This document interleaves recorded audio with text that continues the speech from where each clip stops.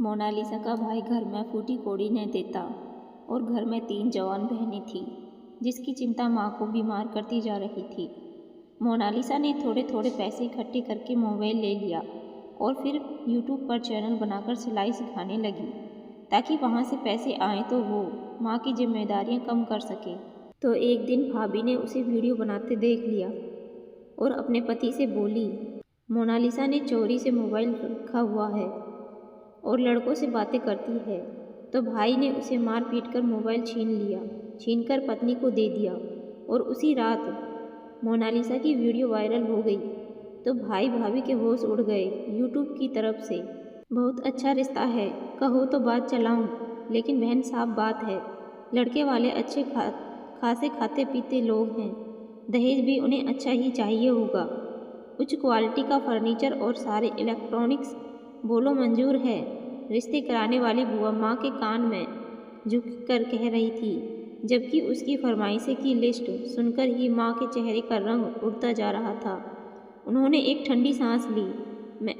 मैं कहाँ से लाखों रुपए का दहेज लाऊंगी? 3 जवान बेटियां हैं, तीनों को ब्याहने का बोझ मेरे सर पर है और इकलौता बेटा अपनी सारी कमाई पत्नी के हाथ पर रख देता है। दहेज के नाम पर मैंने अभी एक कपड़ा तक नहीं बनाया। ऐसे में भला मैं दहेज कैसे दे सकती हूँ? माँ की आवाज़ में बेबसी उतर आई। रिश्ते करवाने वाली बुआ माँ मुंह बनाते हुए उठ खड़ी हुई थी। अरे तो फिर मेरा समय क्यों खराब करने के लिए बुलाती हो? आजकल शादियाँ दहेज देने से होती हैं। तुम बिना दहेज के अपनी बेटियों को कहाँ ब्याहोगी? अपने बेटे से बात करो कि वो इनका दहेज बनाने में तुम्हारी मदद करे, वरना यूं ही घर में बिठाए रखोगी इन्हें। देख लेना, कोई इनसे रिश्ता नहीं करेगा। बुआ को अपना समय खराब होने का अफसोस था। चाय का आखिरी घूंट जल्दी से पीकर उन्होंने कप खाली करके सामने मेज पर पटका और उठकर तुरंत निकल गई। माँ की आंखों में आंसू उमड़ आए। उन्होंने पल्लू से अपनी आंखें साफ की। मोनालिसा को चाय के बर्तन उठाने के लिए बाहर आई थी। माँ को देखकर रह गई। आप क्यों परेशान होती हैं? इन रिश्ते कराने वाली को बुलाना छोड़ दें। भगवान ने जहाँ हमारा भाग्य होगा वहाँ हमारी शादी हो जाएगी। मोनालिसा ने धीरे से कहा। माँ बस सर हिलाकर रह गई। मोनालिसा को खुद भी अच्छी तरह से पता था कि पिछले कई सालों से माँ उनकी और दोनों बहनों की शादियाँ करने की इच्छुक थी। खुद मोनालिसा की उम्र ही अब 26 साल हो चुकी थी। छोटी दोनों की बस 2 साल छोटी थी। रिश्ते तो बहुत अच्छे आते थे, क्योंकि मोनालिसा समेत उसकी दोनों बहनें हर हुनर में निपुण थी। घरदारी माँ ने कूट कूट कर उनके अंदर भर रखी थी। शक्लें और सूरत भी अच्छी थी, लेकिन बस जब दहेज पर बात आती तो माँ खामोश हो जाती, क्योंकि उनके पास तो देने के लिए एक फूटी कौड़ी भी ना थी। सारे रिश्ते वाले खामोशी से उठकर चले जाते। उन्हें भला खाली लड़कियों का अचार डालना था। उस रात राजू घर आया तो माँ ने हिम्मत करके उससे बात करने का फैसला किया।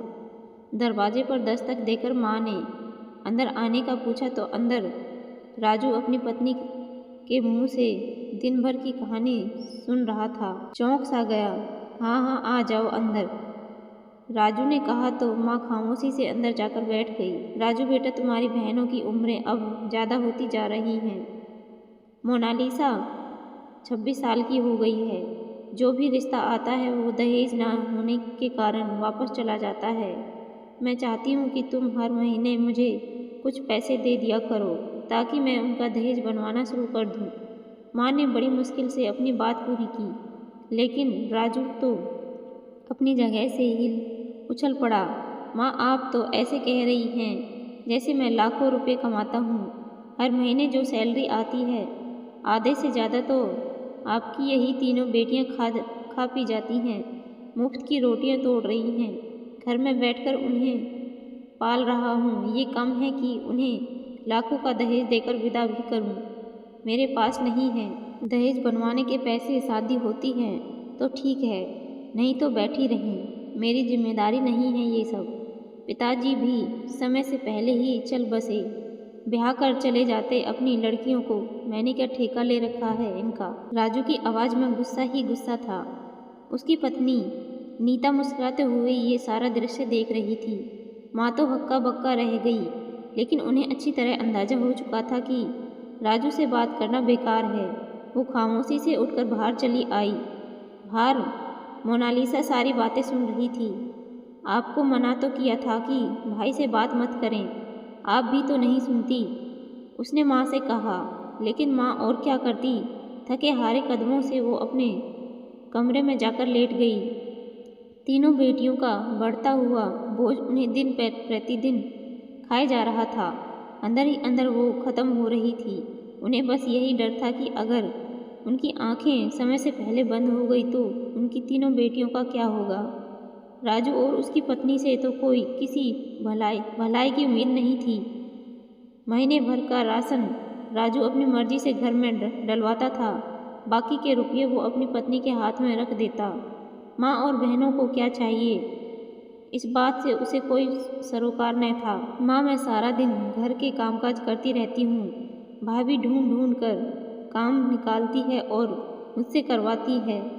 इससे अच्छा है कि मैं कोई काम कर लूँ जिससे मुझे थोड़ी बहुत कमाई मिल जाए। मोनालिसा ने माँ से नौकरी की अनुमति मांगी, मगर माँ काँप कर रह गई।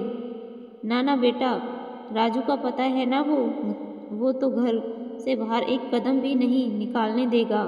तुम्हें नौकरी की अनुमति देना तो दूर है। माँ की बात पर मोनालिसा झुंझला कर रह गई। बाहर नौकरी की अनुमति ना मिली तो उसने घर के बाहर बोर्ड लगा दिया, यहाँ पर ट्यूशन पढ़ाई जाती है। खुद वो 12 तक पढ़ी हुई थी। अगले दिन घर में छोटे छोटे बच्चे आना शुरू हो गए। मोनालिसा ने कम फीस रखी थी, जिसके कारण मोहल्ले वाले उस पर भरोसा करके बच्चे भेज देते थे। थोड़े थोड़े करके ही सही, मगर महीने के मोनालिसा के पास अच्छे पैसे बनने लगे। मोनालिसा को इस चीज़ से बहुत खुशी होती थी। माँ की दवाइयों के लिए अब उसे भाई के आगे हाथ ना फैलाना पड़ता था। माँ को तो दिन रात बस उनकी शादियों की चिंता थी। अब वो बीमार रहने लगी थी, कमरे से भी कम ही बाहर निकलती। मोनालिसा ने खुद को घर के कामों में बिजी कर लिया था। सारा दिन वह सिलाई मशीन पर झुकी कपड़े भी सिलाई करती रहती। उसके हाथ में बहुत सफाई थी। उस दिन भी पड़ोसन गायत्री उसे अपने 2 जोड़े सिलाई के लिए देकर गई, तो मोनालिसा पूरा दिन लगाकर उन जोड़ों की सिलाई करती रही। माँ, मैं ये कपड़े गायत्री दीदी को दे आती हूँ, उन्होंने कहा था कि आज शाम में उन्हें पहनना है, वो लेने नहीं आई, शायद कोई परेशानी हो गई होगी, मैं अभी जाकर दे आती हूँ। मोनालिसा ने माँ से कहा तो उन्होंने लेटे लेटे ही बड़ी मुश्किल से सर हिला दिया। मोनालिसा जल्दी से कपड़ों को हाथ में थाम कर बाहर निकल आई। बस जल्दी से कपड़े देकर वापस चली जाऊंगी, उसने दिल ही दिल में सोचा। गायत्री दीदी के घर का दरवाज़ा खुला था, वो अंदर आ गई। अरे अरे मोनालिसा, आओ तुम, मैं तो आज घर से निकल ही नहीं सकी। अच्छा किया तुम कपड़े ले आई, आज शाम दावत में मुझे पहनने हैं। गायत्री ने उसका धन्यवाद किया।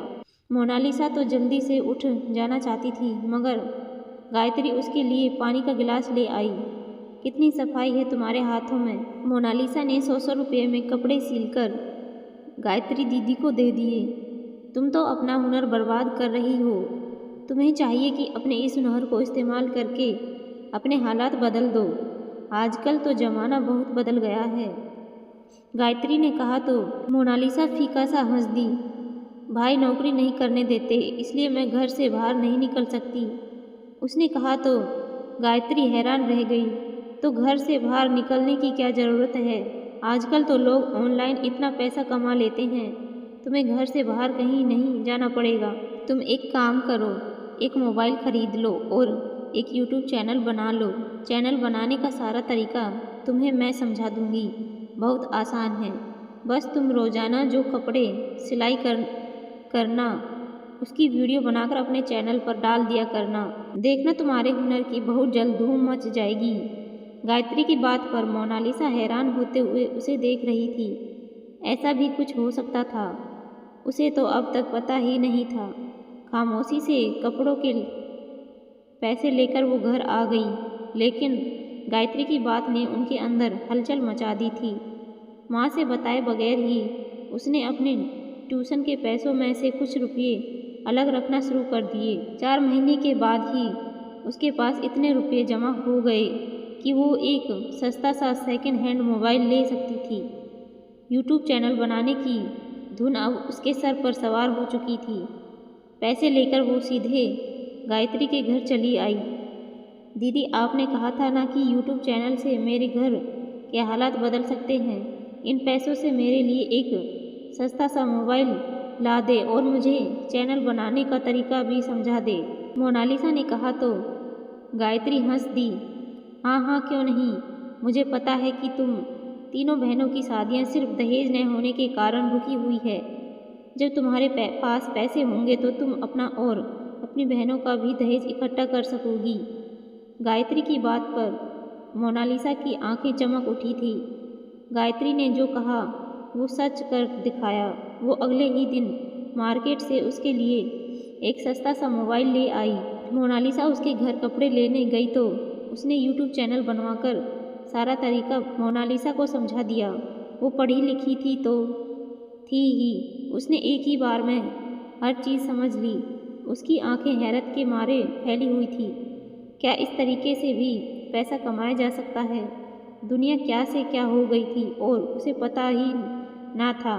कपड़ों को हाथ में थामे वो धड़कते दिल के साथ घर वापस आई। राजू ने घर में हंगामा मचा रखा था। दाल क्यों बनाई है? आपको पता तो है दाल ना मुझे पसंद है और ना ही नीता को। इतना राशन डलवाता हूँ घर में, लेकिन न जाने क्या करती हैं आप माँ बेटियाँ। सारा खुद खा जाती हैं और जब हमारी बारी आती है तो दाल बनाकर आगे रख देती हैं। उठाओ उसे यहाँ से, मुझे नहीं खाना। हाथ मारकर उसने दाल का बाउल जमीन पर गिरा दिया था। मोनालिसा ने गुस्से से उसे देखा। पैसे तो वो एक नहीं देता था, लेकिन रौब खूब जमाया करता था। वो और उसकी पत्नी हाथ पकड़कर घर से बाहर खाना खाने चले गए थे, जबकि माँ खामोशी से अपने आंसू पीते कमरे में लेटी थी। मोनालिसा ने उसी समय गायत्री का दिया हुआ सूट जमीन पर रखा और मोबाइल को सहारे की मदद से थोड़ा ऊंचा रख दिया। छोटी ये सब कुछ देख रही थी। उसने हैरत से पूछा मोनालिसा दीदी, आप ये सब क्या कर रही हैं? मोनालिसा ने उसे जल्दी से बुला लिया। मैं कपड़ों को काटूंगी तो तू मेरी वीडियो रिकॉर्ड करना, उसके बाद हम उसे अपने चैनल पर डालेंगे, मोनालिसा ने कहा तो छोटी उत्साहित हो गई। हाँ, मुझे पता है, मेरी दोस्त भी ऐसा करती है, उसने कहा और मोबाइल उठाकर मोनालिसा की वीडियो रिकॉर्ड करने लगी। मोनालिसा ने निपुणता से सूट काटा और उसे सीने बैठ गई। छोटी उसकी वीडियो रिकॉर्ड करती जा रही थी। मोनालिसा इसमें बहुत निपुण थी। 1.5 घंटे के अंदर ही उसने पूरा सूट शानदार तरीके से सिलाई कर दिया। दीदी, ये तो बहुत अच्छी वीडियो बनी है, मैं इसे आपके चैनल पर डाल देती हूँ। मुझे थोड़ा बहुत एडिटिंग करना काम भी आता है, छोटी ने कहा और जल्दी से वीडियो मोनालिसा के चैनल पर अपलोड कर दी। मोनालिसा हैरान थी। उसे विश्वास नहीं आता था कि उसका तरीका काम करेगा या नहीं, लेकिन उस समय उसे बहुत हैरत हुई जब उसकी वीडियो को लोगों ने देखना शुरू कर दिया। लोग नीचे कमेंट कर रहे थे, बहुत अच्छा है, सिखाया और वीडियो भी अपलोड करो। लोगों के कमेंट्स मोनालिसा को प्रोत्साहित कर रहे थे, लेकिन उसे ये नहीं पता था कि मुसीबत उसका रास्ता देख रही है। दिन गुजरते गए। मोनालिसा को अपने काम में मज़ा आने लगा। उसकी कुछ वीडियो बहुत सारे लोगों ने देख ली थी। उसने अपना चैनल यूट्यूब में रजिस्टर करवा लिया। वो मोनेटाइज हो चुका था। जिस दिन मोनालिसा गायत्री दीदी के साथ अपना अकाउंट खुलवा कर आई, वो बहुत खुश थी। गायत्री दीदी ने उसे विश्वास दिलाया था कि तुम मेहनत से काम करती रहो, एक न एक दिन तुम्हारी वीडियो वायरल जरूर होगी, जिसके बाद तुम्हें पैसे मिलना शुरू हो जाएंगे। गायत्री की बात पर मोनालिसा ने सोच लिया था कि वो नाउम्मीद नहीं होगी। घर आते साथ ही उसके कानों में माँ के खांसने की आवाज़ पड़ी। वो परेशान होकर माँ के कमरे में आई। बेटा राजू से कहो मुझे डॉक्टर के पास ले जाए, मुझे पेट में बहुत दर्द हो रहा है, मैंने 2 दिन से खाना भी नहीं खाया, माँ ने कांपती हुई आवाज़ में कहा। तो मोनालिसा घबरा गई। उसके पास तो जितने पैसे थे उसने आज रिक्शे का किराया दे दिया था। जेब में एक फूटी कौड़ी भी ना थी। ना चाहते हुए भी उसने राजू से माँ की दवाई के लिए पैसे मांग लिए। शर्म नहीं आती तुम तीनों बहनों को? जब देखो मेरे पति से पैसे मांगती रहती हो। पता भी है तुम्हें कि हमारे घर नया मेहमान आने वाला है। हम लोगों को खुद पैसों की ज़रूरत है, लेकिन आंखों का पानी ही मर जाए तो फिर कोई क्या करे? तुम्हें और तुम्हारी माँ को तो बहाने बनाने की आदत हो गई है। अब दोबारा कमरे में जाकर पैसे मत मांगना।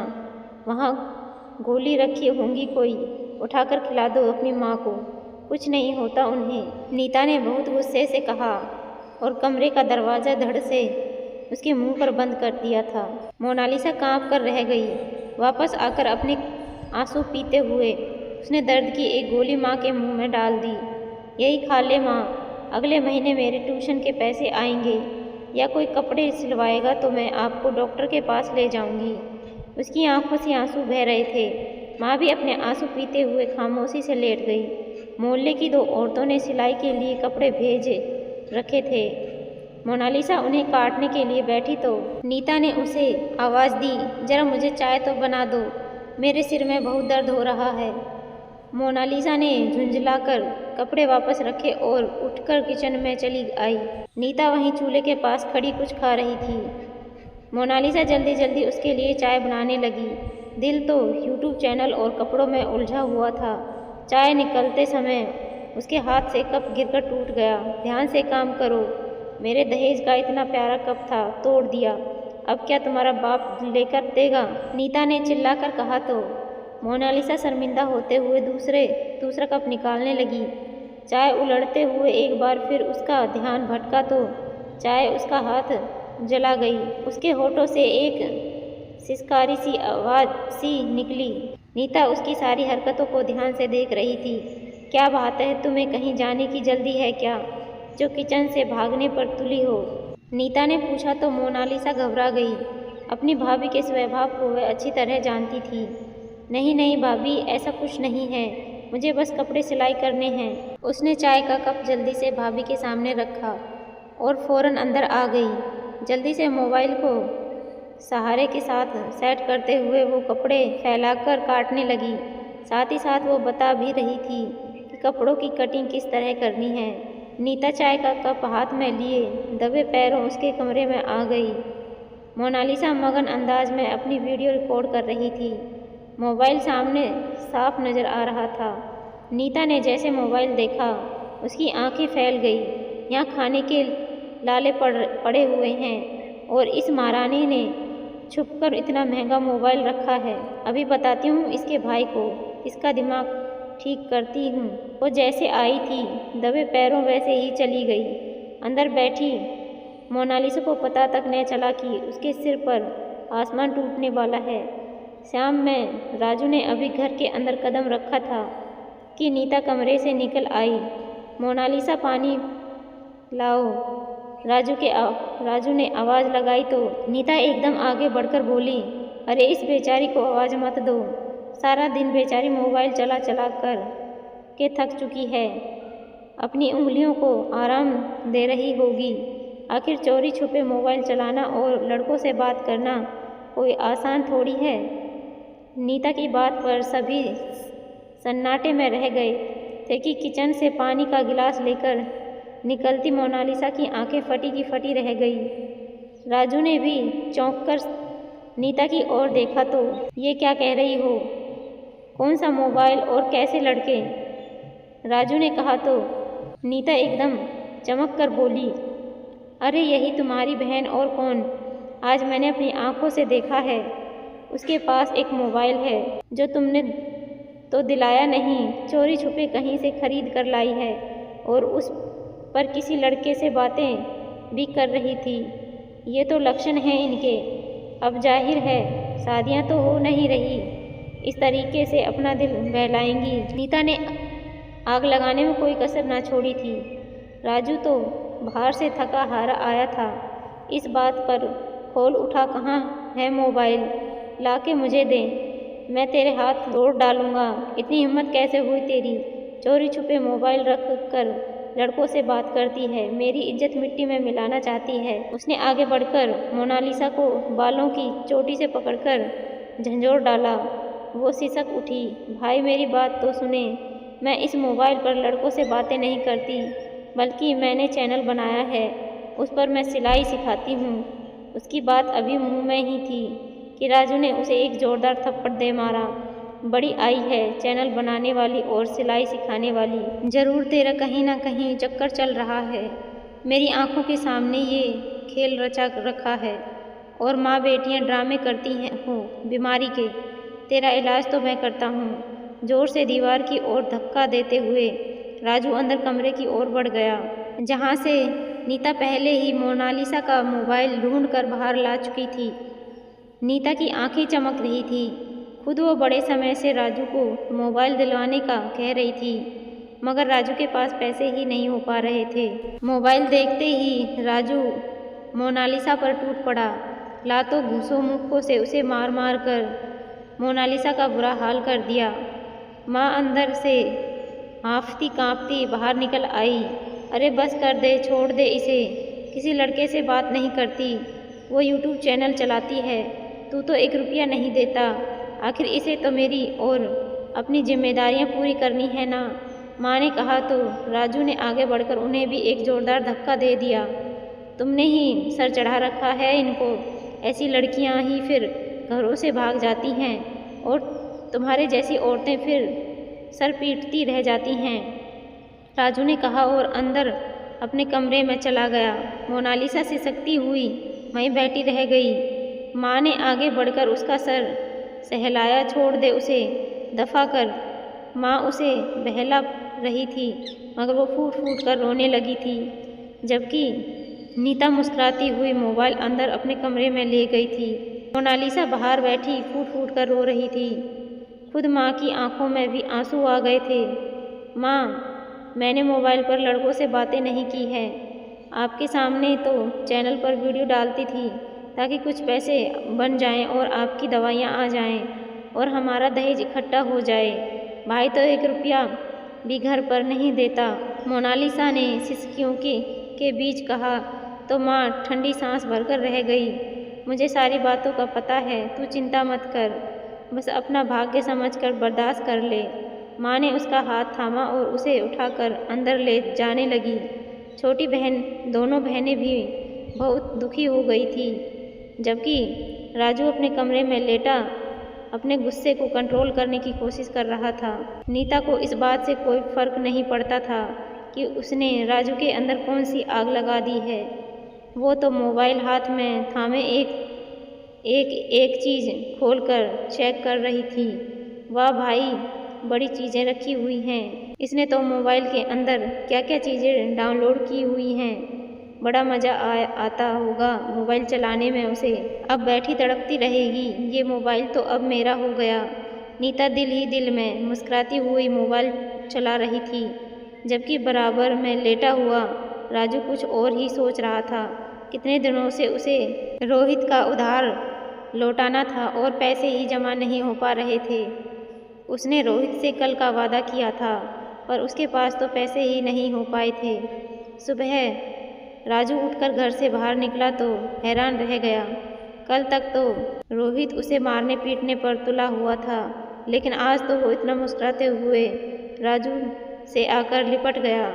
अरे राजू भाई, आपने बताया नहीं आपकी बहन का यूट्यूब चैनल है, वो तो रातों रात इतनी कामयाब हो गई है, अब तक पूरे इंडिया के लोग उन्हें देख चुके हैं। यार मेरा भी एक यूट्यूब चैनल है, प्लीज़ अपनी बहन से कहकर मेरा यूट्यूब चैनल भी थोड़ा सा फेमस करवा दो। अगर तुम चाहो तो मैं उसके तुम्हें पैसे भी देने को तैयार हूँ। रोहित की बात पर राजू हैरान होकर उसे देखने लगा। अभी वह रोहित की बात को समझ भी नहीं पाया था कि सामने वाली मिसेस शर्मा जल्दी से आ गई। वो सीधा राजू के पास आई। अरे राजू बेटा, क्या मोनालिसा घर पर है? उसका सिलाई वाला चैनल तो यूट्यूब पर बड़ा हिट हो गया है। मेरी बेटी भी कह रही है कि उसने भी ऐसा ही एक चैनल बनाना है। अब तो घर बैठे लाखों की कमाई करना बहुत आसान हो गया है। मोनालिसा को भी इसी एक वीडियो से बहुत रुपये मिल चुके होंगे ना। बड़ी मेहरबानी होगी तुम्हारी अगर तुम मोनालिसा से कहकर मेरी बेटी के लिए भी वैसा ही एक चैनल बनवा दो। इसके लिए तुम्हें जितने पैसे चाहिए मैं तुम्हें दे दूँगी। मिसेस शर्मा का स्वर रिक्वेस्ट वाला था, जबकि राजू हैरान सा खड़ा रह गया था। उसे समझ आ गई थी कि कल जो कुछ मोनालिसा कह रही थी वो झूठ नहीं था। सच में वो मोबाइल को यूट्यूब चैनल चलाने के लिए ही लाई थी। उसने कांपते हाथों से जेब से मोबाइल निकाला। यूट्यूब की ओर से कई सारे ईमेल आए हुए थे, जिनमें वीडियो के वायरल होने पर मोनालिसा को बधाई दी गई थी। साथ ही इस महीने की कमाई अकाउंट में ट्रांसफ़र होने का नोटिफिकेशन भी आया हुआ था। कांपते हाथों से राजू ने वो नोटिफिकेशन खोला। 3 लाख रुपये। उसकी आंखें फटी की फटी रह गई। इतने रुपये तो वो सालों की मेहनत के बाद भी नहीं कमा सकता था, जबकि मोनालिसा ने एक ही वीडियो के जरिए इतने सारे पैसे कमा लिए थे। लोग आते जाते उसे बधाई दे रहे थे, जबकि राजू दिल ही दिल में शर्मिंदा होता जा रहा था। मोबाइल जेब में डालकर वो वापस अंदर आया, जहां मोनालिसा अंदर से बाहर निकल कर आ रही थी। उसकी आंखें सूजी हुई थी और चेहरे पर राजू की उंगलियों के निशान छपे हुए थे। माँ, मैं गायत्री दीदी से कुछ पैसे उधार लाकर आपकी दवाइयाँ ले आती हूँ, आप चिंता न करें। अंदर से माँ के कहरने की आवाज़ें आ रही थी। मोनालिसा ने अंदर की ओर मुँह करके आवाज़ लगाई और खुद किचन की तरफ बढ़ने लगी, लेकिन राजू को सामने खड़ा देखकर एकदम ठिठक गई। तुम्हें किसी से पैसे मांगने की ज़रूरत नहीं है। मुझे पता चल गया है कि मोबाइल तुमने यूट्यूब चैनल चलाने के लिए लिया था, और शायद तुम्हें पता नहीं, तुम्हारी एक वीडियो भी वायरल हो गई है। ये देखो। राजू ने मोबाइल उसके सामने किया तो मोनालिसा की आंखें फटी की फटी रह गई। उसे विश्वास नहीं आ रहा था कि ये राजू था जो उससे इतने प्यार से बात कर रहा था। कांपते हाथों से उसने मोबाइल में अपने अकाउंट में ट्रांसफ़र होने वाली पूंजी देखी। खुशी के मारे उसकी आंखों में आंसू आ गए। राजू भी मुस्कुरा रहा था। भला अब उसे क्या आपत्ति हो सकती थी जब मोनालिसा घर बैठे ठीक ठाक रुपए कमा रही थी। नीता भी अंदर से बाहर निकल आई थी। मोनालिसा के हाथों में वापस मोबाइल देखकर उसे बहुत बुरा लगा, मगर जैसे ही उसे पता चला कि मोनालिसा की वीडियो वायरल होने पर उसके घर के हालात बदल चुके हैं, उसने भी खामोशी में ही भलाई जानी थी। मोनालिसा को विश्वास नहीं आ रहा था। उसकी मेहनत रंग ले आई थी है। अकाउंट से अपने पैसे निकलवाते हुए उसके हाथ कँपा रहे थे। राजू भी प्यार से उसके सर पर हाथ रखता हुआ उसे विश्वास दिला रहा था। अपनी मेहनत इसी तरह जारी रखो। मोनालिसा मुस्कुरा दी थी। यूट्यूब से होने वाली कमाई से उसने अपने घर का नक्शा ही बदल दिया था। ना सिर्फ अपना बल्कि अपनी दोनों बहनों का दहेज भी बनवाया। अब तो राजू की भी सारी परेशानियां ख़त्म हो चुकी थी। उठते बैठते उसकी ज़बान पर सिर्फ मोनालिसा की तारीफ़ें ही रहती थी। माँ भी जब भी मोनालिसा को देखती तो मुस्कुरा देती। ऐसी होनहार बेटी किस्मत वालों को मिलती है। पूरे मोहल्ले में मोनालिसा की सिलाई की धूम तो पहले ही थी, अब उसके सिलाई के चैनल की भी धूम मच चुकी थी। लोग दर्जनों के हिसाब से उसे ऑर्डर देने लगे थे। घर में ही मोनालिसा ने एक छोटा सा सिलाई स्कूल बना लिया था, जहाँ पर वो लड़कियों को सिलाई भी सिखाती और अपने चैनल के लिए वीडियो भी बनाती थी। घर का तो नक्शा ही बदल चुका था। एक गरीब से घर में पैसे की रेलपेल हो रही थी। मोनालिसा के सपने ऊंचे थे। उन्हीं दिनों एक बहुत अच्छे परिवार से उसके लिए रिश्ता आ गया। ना सिर्फ उसका बल्कि दोनों छोटी बहनों का भी अच्छे परिवारों में रिश्ता तय हो चुका था। माँ की सारी परेशानियाँ ख़त्म हो चुकी थी। मोनालिसा दिल ही दिल में गायत्री दीदी का धन्यवाद करती थी। जिन्होंने उसे यूट्यूब चैनल बनाने का सुझाव दिया था। तो दोस्तों, कहानी कैसी लगी? कहानी अच्छी लगी हो तो कमेंट में ज़रूर बताएं। वीडियो को एक लाइक और चैनल को सब्सक्राइब ज़रूर करें। धन्यवाद।